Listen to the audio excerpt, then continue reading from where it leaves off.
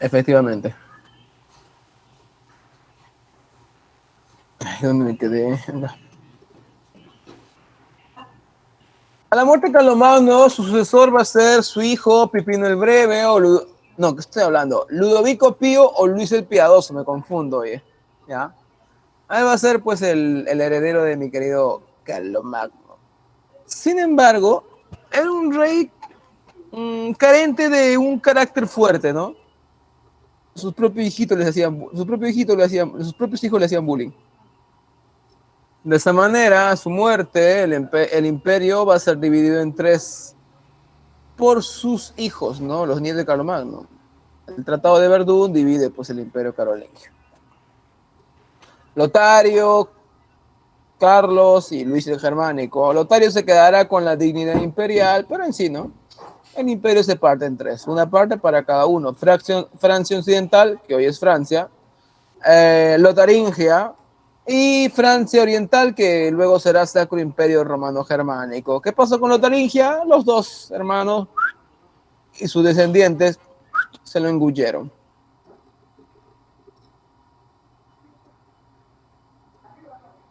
Chao.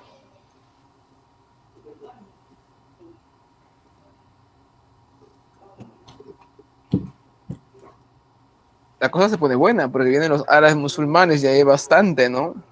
Muchísimo. Los árabes vivían en la península arábiga, de ahí viene el nombre, ¿no? Al inicio vivían desunidos, no tenían mucho en común. Es más, eran politeístas, vivían ahí en la península arábiga. Lo que les unía era pues la lengua, ¿no? La lengua árabe, la etnia. Vivían gobernados por un jefe o sheikh o jeque árabe. Y así, ¿no? Los de la costa pescando, los del centro pastoreando con sus animales beduinos. Y no había unidad. Todo cambió cuando apareció la figura del señor Mohammed, más conocido por nosotros como Mahoma, ¿no? Nacido en la ciudad de la Meca, recibió la revelación divina a través del arcángel Gabriel que le pidió que proclamase, llevase, adoctrinase a todos, llevando la nueva, la palabra de Alá, el Islam.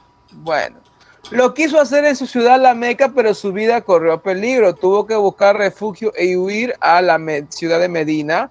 Ese acontecimiento que es importante y básico para los musulmanes, que no me recibe, chicos, la égira. La égira que marca el inicio de la era musulmana. La égira es el hecho histórico más importante para el mundo musulmán. Sí, no lo niego. En Medina, la prédica de Mahoma tuvo éxito y volverá. Y volvió y conquistó la Meca. Y con sus hombres medinenses tomó el control de la ciudad, destruyendo todos los ídolos falsos. ¿Me dejo entender? En la misma piedra negra en la Kaaba había ordenado destruir cualquier imagen e ídolo falso porque él sabía que el único Dios que transmitía su palabra era Alá. Y bueno, Mahoma, igual que todos, algún día morirá. Elementos básicos del Islam, pues no es una clase de teología, ¿no? Esto. Islam significa sumisión a Alá, sumisión a Dios. Musulmán, resignado a la voluntad de Alá, creyente de Alá. La Umma es la comunidad musulmana.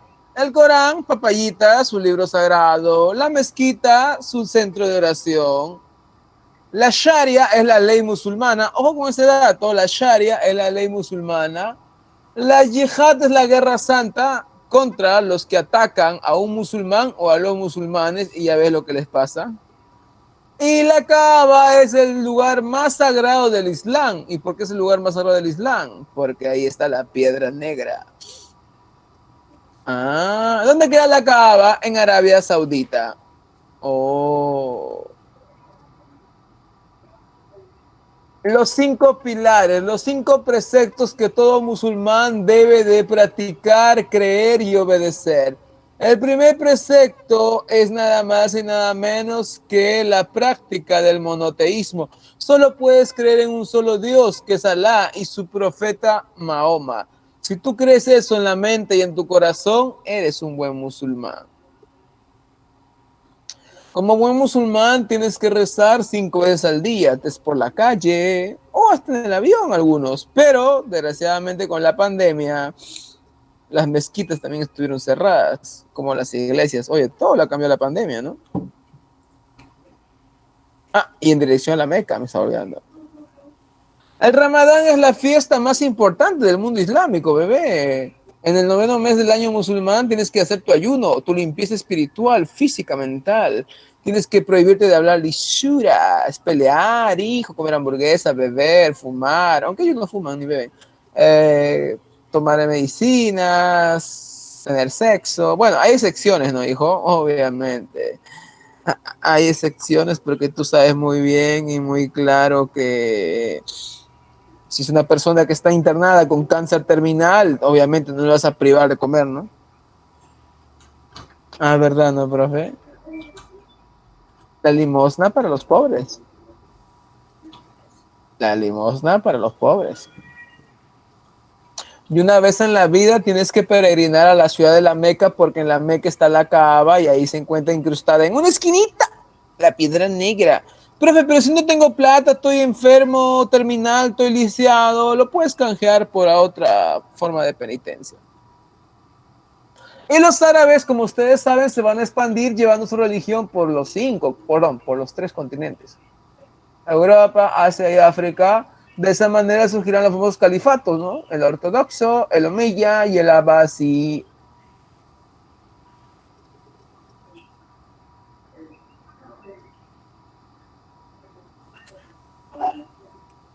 Salud. ¿Todo claro? Es agua, por si acaso, manzanilla.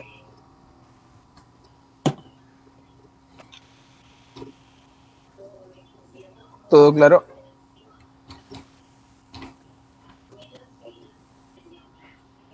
Ya, sigamos. ¿Alguna pregunta por si acá?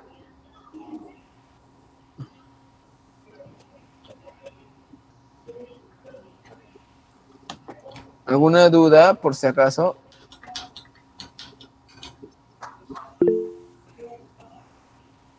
Ah, la ley musulmán se llama Sharia. Ojo, la ley musulmán se llama Sharia. La ley musulmán se llama Sharia. Ojo. El derecho de los países musulmanes también toman, o sea, no les digo que lo sigan al pie de la letra, toman como referencia la Sharia y el Corán. No digo que tal cual lo copien, lo obedezcan, pero se toma como referencia. ¿Quedó claro? Sharia con X o con CH. Ya, sigamos. Ay, quiero preguntar, a ver. Los yihadistas son un caso extremo. Son capaces de practicar el terrorismo, la violencia y la muerte. Ajá, ajá, ajá, ajá, ajá. Claro, ya son casos extremos, pues, bebé. Son casos extremos. Son casos extremos. Claro. Sigamos.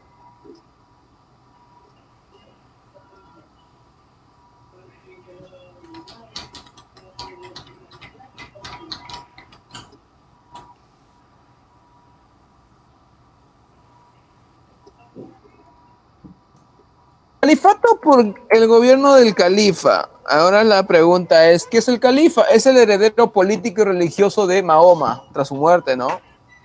Los primeros califatos se llaman califatos ortodoxos o perfectos porque los primeros califas y sucesores de Mahoma eran sus parientes, yernos, suegros, porque ese Mahoma se casó más de 10 veces. Madre mía. Bueno, durante el califato ortodoxo, pues los árabes van a traspasar las fronteras de la península arábiga, llevando su religión y conquistando territorios. Me olvidaba, la capital es la ciudad de Medina, ¿ya? Medina, acá está Medina. El primer califa es un suegro de Mahoma, Abu Bakr, primer califa.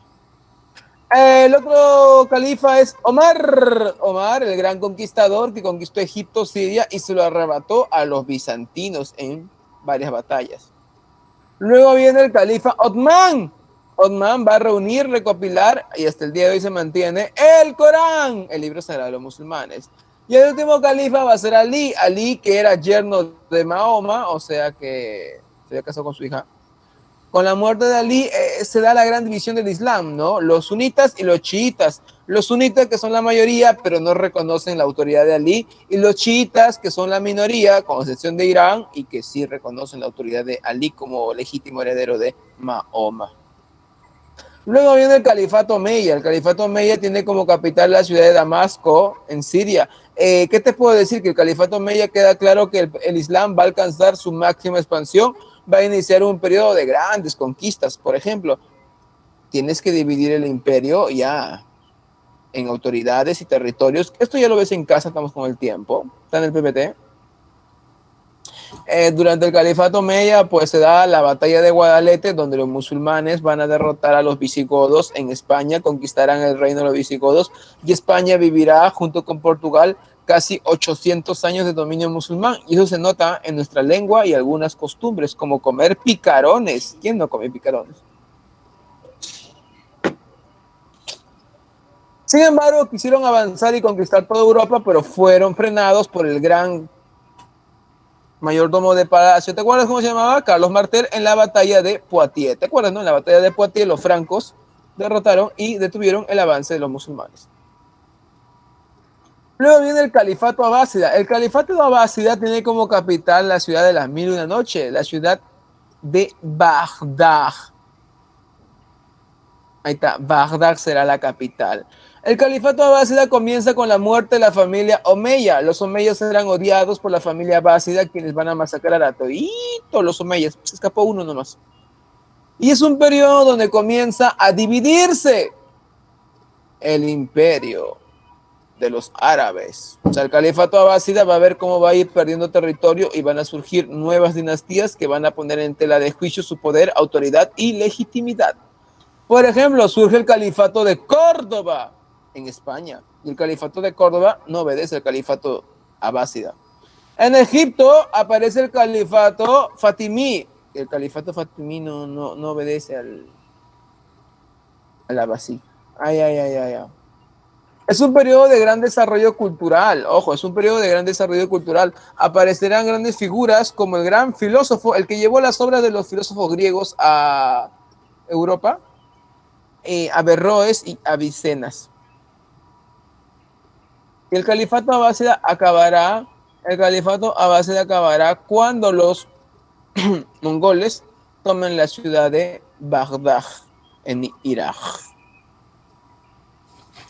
Aportes culturales de los árabes, ¿no? Tú sabes que en química eran bravos, ¿no? Porque ellos practicaban la alquimia, ¿no? La alquimia, ese deseo de convertir la piedra en oro, la piedra filosofal y el elixir de la vida, ¿no? Alcanzar la vida eterna, ¿no?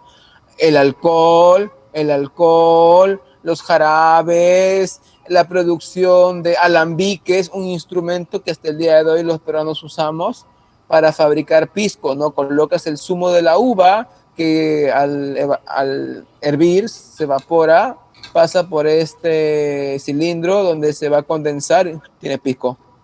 Oh. En matemáticas eran bravos, ¿no? El álgebra es su fuerte, ¿no? Llevaron de la India la numeración, el 1, el 2, 3 hasta el 0, llevaron desde la India. Tuvieron grandes matemáticos como el gran Algoritmi, de ahí viene la palabra algoritmo, eso tú lo sabes. Su principal obra literaria es Las Mil y una Noches. El libro es hermoso, es bello, justo lo vi anteayer en el centro de Lima, es hermoso, ¿ah? En este mundo que está lleno de puro internet, chicos reality, youtubers, Las Mil y una Noches es una maravilla. Los arabismos son las palabras de la lengua árabe que han pasado al español y que son tan comunes, ¿no? Como albaricoque, taza, azúcar, acequia, alcatraz, alfajor, alcalde, algoritmo, álgebra, almohada, etc. Apellidos también, almohacid, alcántara. Wow. El arte musulmán, para resumir, apelaba mucho a la geometría y a los párrafos y textos del Corán, a formas geométricas como el arco polilobulado, el arco en herradura, ojo, el arco en herradura, por acá hay otro, ahí está. Porque tenían prohibido representar imágenes porque era considerado idolatría. Eso preguntó San Marcos. No. Lo reemplazaban por versos del Corán en caligrafía árabe, por figuras geométricas o formas geométricas, como estás viendo. Está el arco en herradura, por ejemplo, el polilobulado. Está polilobulado de herradura. Caligrafía del Corán. No le quitaba la belleza, porque mira, el arte árabe es hermoso. ¿Y por qué no apelaban a las imágenes? Su fuerte no era la pintura, su fuerte no era la escultura, porque tú sabes que la pintura y la escultura apelan mucho a las imágenes, no a las figuras. Y para ellos representar imágenes y figuras, pues chico, es idolatría. ¿Qué te puedo decir? ¿Quedó claro?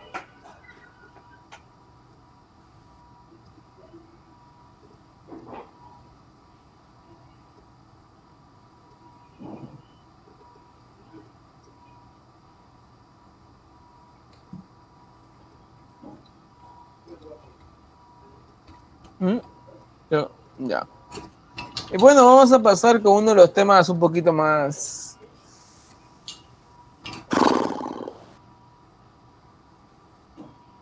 conocidos y complicados.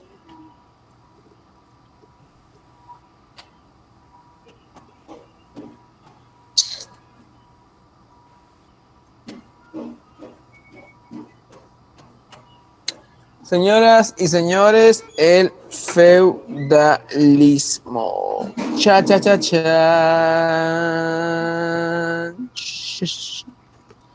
Bueno, chico, es un sistema político, económico y social, obviamente, o un régimen económico y social, obviamente. Político, poder, economía, actividades para satisfacer necesidades social, cómo está la pirámide social establecida, quién es arriba, quién es abajo. San Marco preguntó dónde se originó, en el reino de Francia, pues, en el reino franco. En el reino de Francia o la Francia carolingia, pues de ahí partió para Inglaterra, España, etc. Porque se difundió por Europa Occidental, siendo su periodo de apogeo y auge entre el siglo IX y el siglo XIII. Eso quiere decir que entre los años 800 y los años 1200. Ahora, no fue homogéneo. El feudalismo de Francia no era el mismo que el de Alemania, el de España, no es homogéneo ni en espacio ni en tiempo. El feudalismo se basa en relaciones de dependencia personal. Yo soy tuyo, tú eres mío, tú eres de mí, yo soy de ti. Dependencia de personal que recibe el nombre de vasallaje cuando es entre dos nobles. Un señor feudal es noble, un vasallo es noble. Hay una relación de dependencia personal entre el señor y el vasallo. Yo soy tuyo, tú eres mío. La relación de servidumbre es cuando uno es noble, el señor feudal, y el campesino no tiene categoría nobiliaria. Campesino, señor, llámale servidumbre. Yo soy tu señor, yo soy tu campesino. Ya.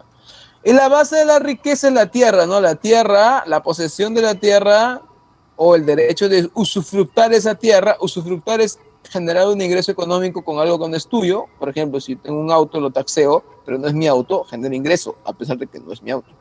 La posesión y el usufructo de la tierra, ojo, me da poder político, me da riqueza económica y prestigio social. Más tierras tengo, más poder político, más riquezas económicas y más prestigio social.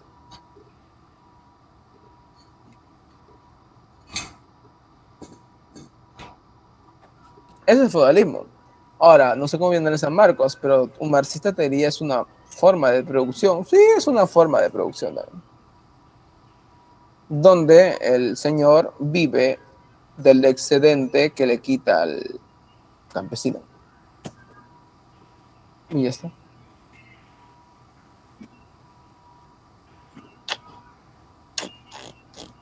Me pierdo, chico.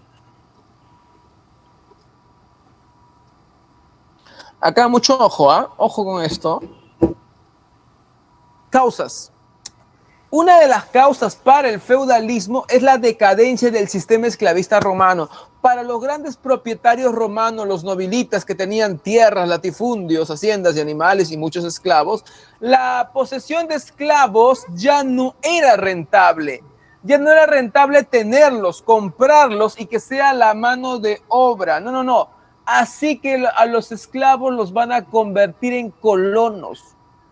Los esclavos van a pasar a la categoría de colonos. Surge el colonato romano. Esto se inicia en el siglo I, siglo II, siglo III. En el 4 y 5 ya está consolidado. Ese esclavo será colono y más adelante será el campesino o siervo. Y ese nobilita propietario de las tierras latifundio que le exige a un campesino un excedente, oye, estás en mis tierras, un excedente de lo que produces es para mí, ese nobilita será el señor feudal y él su campesino. Ojo.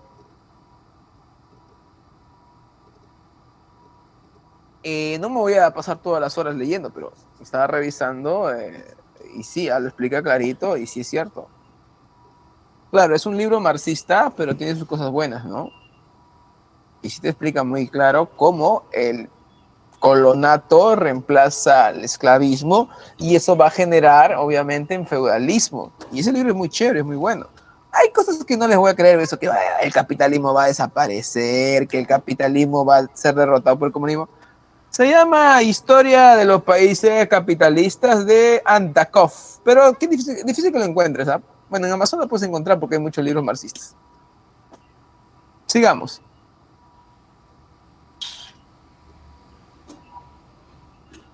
Otra pregunta de San Marcos. San Marcos preguntó cuál fue una de las causas del feudalismo.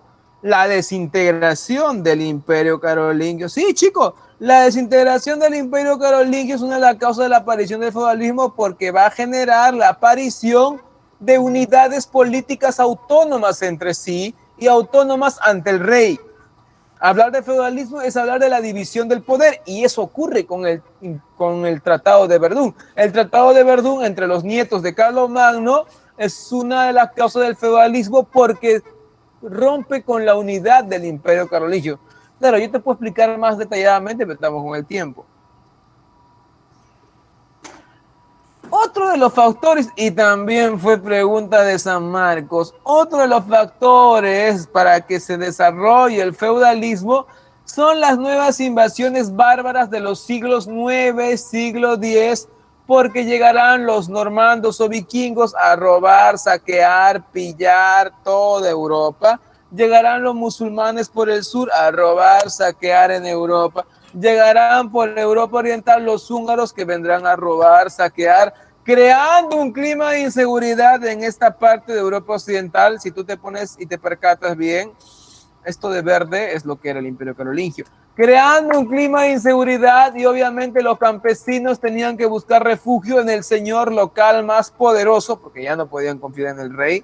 Entonces se creaba un vínculo de dependencia porque ese señor te daba protección, ese señor te daba seguridad, ese señor te abría la puerta de su castillo, pero a cambio tú tenías que darle obviamente un excedente de la producción que tú generabas o trabajar sus tierras, así reforzabas esos vínculos de dependencia y esos vínculos de yo soy tuyo, tú eres mío, es feudalismo, pues bebé. Por eso la desintegración del Imperio Carolingio va de la mano con ese clima de inseguridad creado por las nuevas invasiones bárbaras. También la costumbre germana de la vinculación. Los germanos son los que conquistaron Europa Occidental. Los germanos se van a convertir en la élite, la nobleza de Europa Occidental. Y estos germanos eran guerreros y tenían las prácticas guerreras. Y una de esas prácticas era que el líder guerrero le entregaba una prenda a un guerrero. O sea, una espada, un escudo o un caballo. Los caballos valen un montón en esta época. O tierras. Ya formabas parte de la comitiva del rey, eres como parte de la familia, comillas, compartías todo, hasta lo que saqueaban. Sin embargo, cuando el señor, ese líder, ese guerrero tuyo, se iba a la guerra, tenías que acompañarle. ¿Cómo no le vas a acompañar si ya se creó un vínculo, si ya te entregó una espada, te entregó una armadura, te entregó un caballo, te entregó tierras? Esto, más esto, más esto, más esto, es lo que va a impulsar la aparición de lo que se conoce como el feudalismo, según los historiadores.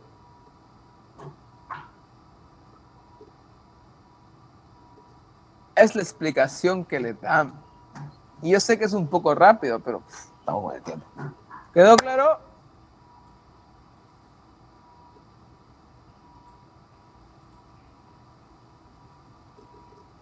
Sigamos.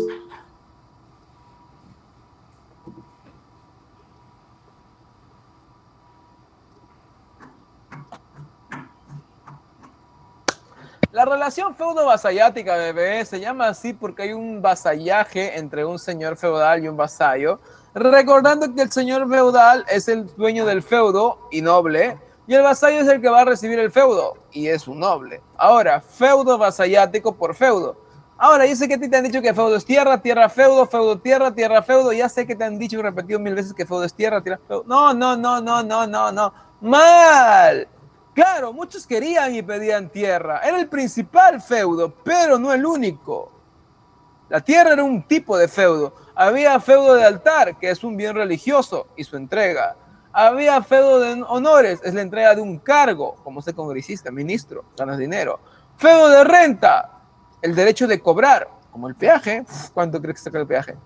Feudo de bolsa, te daban un dinero contante y sonante. Y ya ves, esto no es tierra, esto no es tierra, esto no es tierra, esto no es tierra, esto no es tierra. Así que feudo no siempre es tierra, así que mejor llamarle beneficio, queda mejor. Las ceremonias era el homenaje, investidura. El homenaje que es la petición de parte del vasallo al señor para ponerse bajo su protección, o sea, para convertirse en su vasallo, y la investidura, que era la entrega simbólica del feudo de parte del señor hacia el vasallo, y que se sellaba con un beso en la boca o en el anillo del señor. Habían obligaciones mutuas. El vasallo le debía al señor el auxilium y el concilium, el auxilium y el concilium. El señor se va a la guerra, el vasallo se arma y le acompaña. El señor tiene que tomar una decisión importante, trascendental, el vasallo le aconseja, consejo. El señor ha caído prisionero, pues el vasallo le debe ayuda económica, pagar el rescate o ayudar para pagar el rescate. El señor le debe protección militar a su vasallo, es su defensor, su juez, su abogado, y le da un feudo para que de esa manera tenga alguna forma de que sostenerse el vasallo. O sea, el feudo es el sustento económico del cual vivirá el vasallo. Sistema señorial. Ah, y por si acaso, un vasallo puede tener vasallo, un vasallo puede tener vasallo. El sistema de servidumbre o el sistema señorial es entre un señor feudal que es noble, que es el propietario de la tierra y que tiene el poder del ban, es decir, el poder para mandar, ordenar, castigar, juzgar al campesino. El campesino no es noble. Los campesinos no son nobles, están sometidos al poder del señor feudal, porque viven en sus tierras y están bajo su autoridad. El señor manda, los campesinos obedecen. Por ejemplo, el señor ejerce de juez. Mira, hay un litigio entre dos campesinos, el señor es el juez. Y en las tierras del señor, por ejemplo, encontramos a la familia del señor, a la familia de los campesinos, encontramos el castillo del señor, las tierras del señor, que son las mejores que se le ha reservado el señor, que se llama reserva señorial. Están las aldeas donde viven los campesinos y están los mansos, que son las tierras que el señor le entrega al campesino para que el mismo campesino trabaje esas tierras para que genere su propio alimento, su propio sustento. Y una parte, ojo, para el señor. Hay tipos de campesinos. Los campesinos libres se llaman villanos. Son libres. ¿Y por qué no se van si son explotados? Porque si se van, ¿quién les va a proteger? Ah, verdad, ¿no? Los siervos no son libres. No se pueden ir de la tierra ni casarse sin permiso del señor.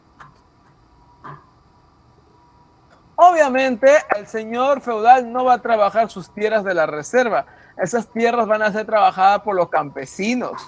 Corvea es el trabajo gratuito y obligatorio que realiza, como ves acá, o como ves acá, o como ves acá, el campesino en las tierras del señor feudal, en la reserva del señor. Censo renta es un pago por las tierras, por el manso, por la tenencia que le ha dado el señor al campesino. Puede ser en dinero o especies, como ves acá. Y la talla es un impuesto pagado al señor por la protección que él te brinda. Están pagando ahí su talla, no patos, no sé, panes, jarra de leche. A la iglesia tú le pagas un diezmo, como ves acá o como ves acá. Y por utilizar el molino del señor feudal, el horno del señor feudal, hasta el puente del señor feudal, tú al Señor le pagas una banalidad.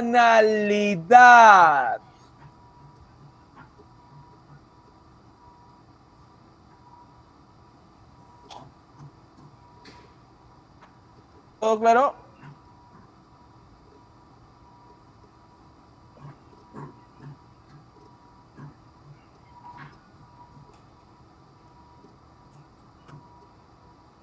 Ya, sigamos.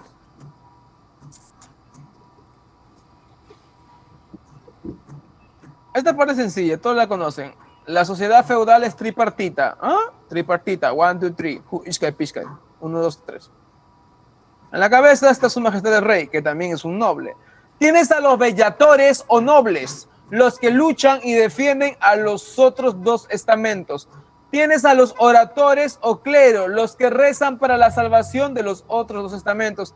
Tienes a la masa campesina, el pueblo, los laboradores, que trabajan para mantener a los que rezan por ellos y a los que les protegen. No te olvides, velatores que luchan, oradores que rezan, laboradores que trabajan. En la cima está el rey, oradores, los clérigos, los nobles, los velatores, y el pueblo campesino, los laboradores. Y en la cabeza está el rey, es lo mismo. La caballería es una institución feudal donde está la figura del caballero que monta caballo, que lleva armadura, pero caballero no es lo mismo que guerrero, ¿no? Un caballero tiene códigos, ética, lucha por los débiles y desamparados, protege su amada, es temeroso de la justicia de Dios. Caballero no va a estar matando o violando mujeres, ¿no? Ah.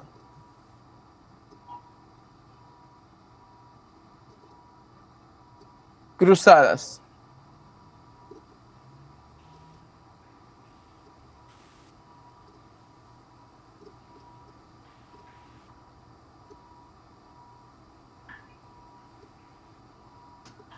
Se consideran que son 8. Campañas militares, guerras santas, expediciones militares, enfrentamientos de cristianos y musulmanes por el mantenimiento, la posesión de los santos lugares, Tierra Santa. Lo que pasa es que ya los turcos selyúcidas no otomanos estaban amenazando la seguridad del imperio bizantino desde la batalla de Manzikert, donde los bizantinos fueron derrotados por los turcos. Y luego de esta batalla, los selyúcidas van a controlar Palestina. Ahí está Tierra Santa. Y en Tierra Santa están, pues obviamente, ¿no? ¿Qué cosa es Tierra Santa? La causa de las cruzadas es que los cristianos europeos quieren recuperar Tierra Santa. ¿Qué cosa es Tierra Santa? Los lugares donde nació, creció y vivió Cristo Jesús, y a donde acudían los cristianos para hacer penitencia, para pedir por sus pecados, para pedir por su salvación, pero ya no pueden hacerlo porque los turcos selyúcidas, que son musulmanes, controlan Tierra Santa y no permiten la peregrinación cristiana, la hacen muy peligrosa, complicada, arriesgada. Otra causa es que lo que va a impulsar a los europeos ir a Oriente no solamente es la cuestión de fe, también motivos económicos, controlar una región estratégica para el comercio con Asia, también trasplantar, llevar el feudalismo a cercano Oriente, o sea, tener tus propios vasallos, tener tus propios siervos. Oh, sobre todo los segundones, ¿no? Aquellos nobles que no tenían tierra, solamente vivían del apellido, buscaban tener sus señoríos, sus feudos en Europa Oriental. Y el hecho de ir a la cruzada era una forma de excusa perfecta para dar rienda suelta a esas ambiciones políticas territoriales. También la Iglesia Católica fue la gran promotora de las cruzadas porque el Papa quería utilizar como herramienta política para consolidar su poder político a las cruzadas, porque el que convocaba a las cruzadas era el Papa, porque el Papa había visto cómo su poder había sido desafiado.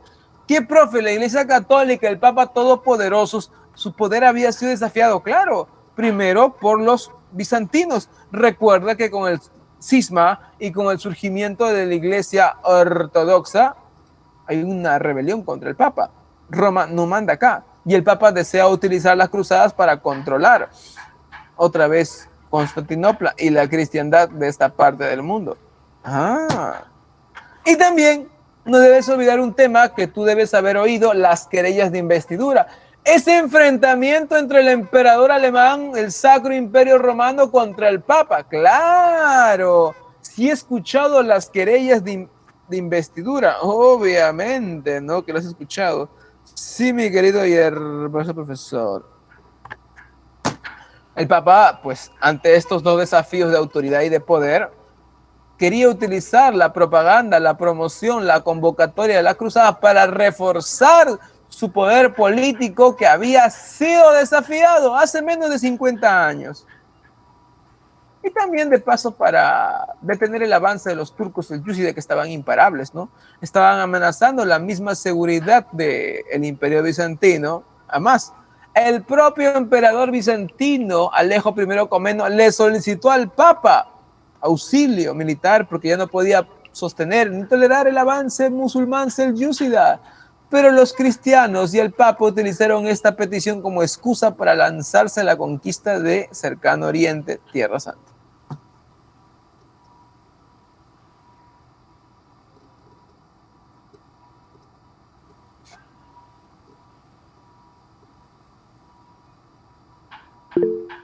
Claro,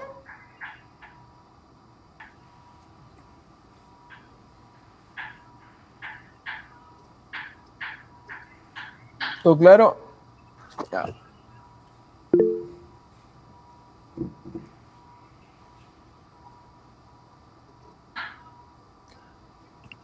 Son 8, pues no vamos a hablar todas. La primera cruzada, muchachitos, como dicen, el Papa Urbano II convocó a la primera cruzada en el Concilio de Clermont. Ahí le prometió a todos aquellos que tomasen la cruz y las armas para recuperar Tierra Santa, ingreso directo al cielo. Aquel que da su vida o derrama su sangre por recuperar Tierra Santa, pues al cielo irá. Los que primero fueron a Tierra Santa fueron los pobres, la Cruzada de los Pobres o la Cruzada Popular, dirigida por monjes predicadores como Pedro el Ermitaño o Walterio sin haber, pues, los musulmanes lo masacraron. La segunda etapa de la primera cruzada es la cruzada señorial, la de los caballeros y los nobles. Estos sabían luchar, eran caballeros. Llegaron a Constantinopla, donde fueron recibidos por el Basileus, su emperador Alejo I, transportado por los bizantinos hacia Tierra Santa, y llegaron a Tierra Santa, donde se van a enfrentar a los musulmanes pues, obviamente en la batalla de Nicea, Dorilea y Antioquía, donde saldrán victoriosos. Y así los cruzados llegarán a Jerusalén, que la tomarán luego de un par de semanas de lucha muy dura y complicada. Pues consecuencia, se recupera Jerusalén, la única recuperación de manera militar. Se va a establecer en Oriente estados latinos, estados cristianos occidentales, el reino de Jerusalén, el condado de Edes, el principado de Antioquía, el condado de Trípoli. Se va a trasplantar el feudalismo a cercano Oriente, el feudalismo europeo. Y para proteger a los cristianos y peregrinos cristianos se crean los órdenes de caballería, ¿no? Los templarios y hospitalarios. La 2 no me importa, la 2 tampoco, la 3 sí. Saladino, sultán musulmán, recupera Jerusalén. Eso va a promover la formación de una nueva cruzada, la que es conocida como la Cruzada de los Tres Reyes. Acudirán los reyes más poderosos, ¿no? De Francia, Felipe II, de Alemania, el emperador Federico Barbarroja y el gran protagonista Ricardo Corazón de León. Barbarroja partió primero, pero se murió primero ahogado. Luego llegó el francés y el inglés, pero no se pasaba. Muy grande era la rivalidad, así que el francés se fue y dejó solito a Ricardo. Ricardo se siguió enfrentando contra Saladino, pero al firmaron un tratado, ¿no? El tratado de Jaffa, donde la posesión de Jerusalén sigue siendo musulmana Saladino, pero Saladino se compromete a permitir y tolerar la peregrinación cristiana a Tierra Santa. Ningún musulmán va a osar molestar, acosar y tocarle un cabello a los cristianos. Palabra de Saladino.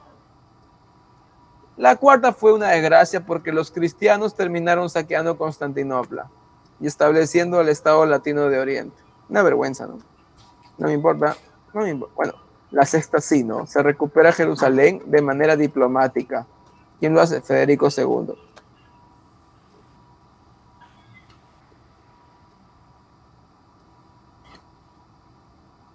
Nunca tenía que poner el segundo, me olvidó. Y la última cruzada fue la octava, cuando el rey de Francia, San Luis IX, murió de peste. Las cruzadas se consideran oficialmente que acaban con la caída de San Juan de Acre. San Juan de Acre fue la última base cristiana en Tierra Santa.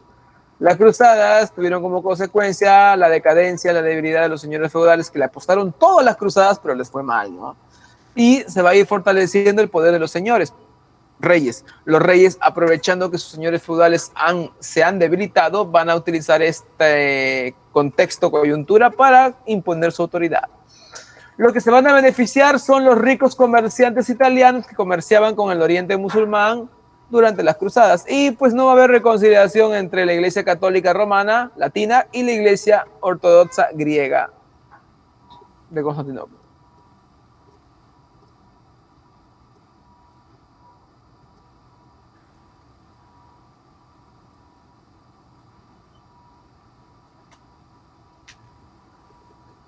Acá. Renacimiento urbano comercial, resurgimiento urbano comercial. Veamos. Causas del renacimiento urbano comercial. Las causas para el renacimiento urbano comercial fueron nada más y nada menos que un cambio en la agricultura, una expansión, un crecimiento de la producción agrícola que va a revolucionar la vida de las personas. Ese cambio se debió a la aparición del sistema de rotación trienal. Pasamos del bienal, heredero de Roma, al trienal, aumenta la producción. Las roturaciones, ganar más tierras para sembrar, talando árboles, secando pantanos o ganándole tierras al mar, aumenta la producción del campo. También aumenta la producción del campo por la introducción de un nuevo arado, el arado normando o el arado de vertedera, y el reemplazo del buey por el caballo como animal de tiro durante la labranza. Esto fue pregunta San Marcos, qué loco. También la producción va a aumentar en el campo, en esta Europa del siglo XI y XIII, porque las herramientas serán de hierro, mayor resistencia, mayor durabilidad, y el uso de molinos de viento y de agua. También aumenta la producción del campo porque hay un óptimo climático, la temperatura es más cálida, favoreciendo a la planta porque el sol está presente más tiempo, fotosíntesis. Y eso repercute también, a su vez, en el aumento de la población. Al aumentar la población en Europa, porque hay un aumento, como puedes ver, aumenta la población, aumentan las necesidades. Y si aumentan las necesidades, pues muchachitos, también tienen que darse cuenta de que aumenta la demanda y eso, pues obviamente conlleva la necesidad de productos. ¡Comercio! Obvio. El comercio se realizaba cuando los campesinos llevaban su excedente a unos lugares fuera de conventos, castillos, abadías, donde los productores llevaban su producción, valga la redundancia. Esto se va a convertir en la base de lo que conocemos como burgos, renacimiento urbano comercial, burgos o ciudades. Los que vivían ahí se llamaban los burgueses. Los burgueses se dedicaban a la artesanía, panadero, carnicero, zapatero, picapedrero, textilero, herrero, o al comercio. La burguesía es el nuevo sector que viene el burgo. El artesano trabaja en su taller. En el taller encontrabas al maestro, el dueño del taller, al oficial, a quien él le paga por su trabajo, y al aprendiz, que es un niño que está aprendiendo y no se le paga nada. Y los tres, pues el oficial trabaja allí, el aprendiz vive allí y el maestro es el dueño de la casa, del taller casa. Si el oficial quería ser maestro, que será su meta, daba su examen de admisión como tú, realizaba una obra maestra. Y si el oficial se convertía en maestro, iba a tener su propio taller e iba a pertenecer a los gremios. ¿Qué cosas son los gremios? Son organizaciones de artesanos del mismo oficio para acordar un precio, cantidad y calidad de los productos, ¿no? Había un gobierno en el burgo, el consejo ayuntamiento, donde la cabeza de ese gobierno del burgo era el burgomaestre, es decir, el alcalde. Las ciudades o burgos gozaban de libertad porque el rey les otorgaba una carta de libertad o carta de privilegios. No te olvides, ¿ah? Organizaban ferias donde se encontraban compradores y vendedores que estaban ávidos por vender y otros por adquirir productos exóticos de zonas alejadas. tú no ibas a ir a la feria a comprar pollo, ¿no? O a comprar sal. No tiene lógica, ¿no? ¿Quiénes dominaban el comercio en el mar Mediterráneo? Los italianos, sobre todo las ciudades de Génova y Venecia, no te olvides. En el norte de Europa, en el Mar del Norte y en el Mar Báltico, los que dominaban el comercio eran los comerciantes alemanes que formaban la Hansa, o la Hansa Teutónica, o la Liga de la Hanseática. Una de las zonas más dinámicas del comercio era Flandes, lo que hoy sería Holanda y Bélgica. Ojo, sobre todo textil, España. Surge la banca, en el renacimiento del mundo comercial, surgen los documentos comerciales, cheque, pagaré, ¡ay, oh! Se vuelven a acuñar monedas, porque renace el comercio de oro y plata, y las principales rutas comerciales entre Europa y Asia era la ruta de la seda, que llevaba papel, seda y porcelana de China hasta Constantinopla, y la ruta de las especies, que desde el sudeste asiático, pasando por la India, llevaba pimienta, canela, comino, bla, bla, bla, bla. Bueno, ¿qué voy a preguntar si ya no queda nada? La crisis del siglo XIV, pues es una crisis donde, pues, déjame decirte, la economía se va al tacho y la vida de las personas. Las temperaturas bajan, perjudicando la agricultura, y si perjudica la agricultura, perjudica a la gente. Llega tu amigo Ratatouille, la peste negra, gente muere pero a montones.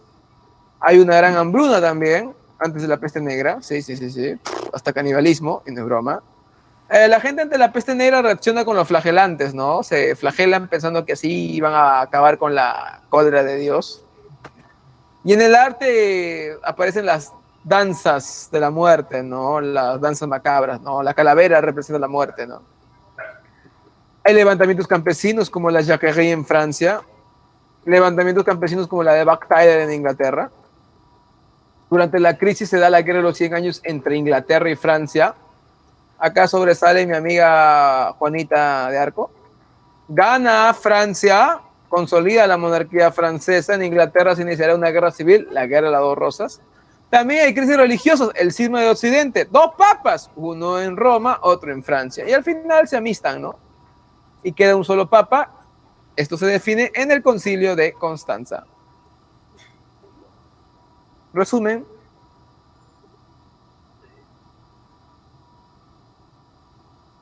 No sé cómo. ¡Ay, qué rico! Muchas gracias, buenas tardes. Es bastante, pero hacemos lo que podemos. Cuídense.